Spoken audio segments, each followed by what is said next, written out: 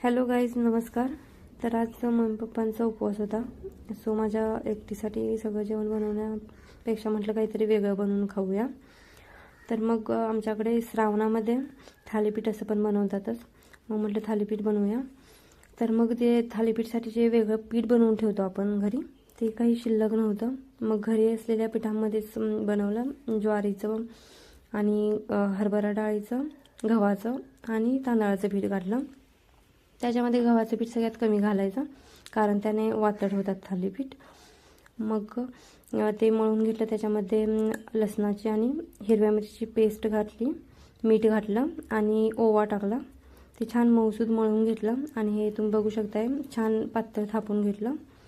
नंतर तव्यामध्ये तेल टाकलं. थोडं जास्त तेल टाकायचं, जेणेकरून ते चिकटणार नाही. आणि हे असं कापडाने ते टाकायचं तव्यावरती.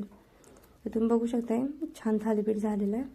आणि मग हे थोड्या वेळासाठी झाकून ठेवायचं. नंतर पलटून घेऊया आपण. तुम्ही बघा, छान थालीपीठ झालेलं आहे. तर प्लीज माझ्या चॅनलला लाईक, शेअर आणि सबस्क्राईब करा. मला तुमच्या सपोर्टची खूप गरज आहे.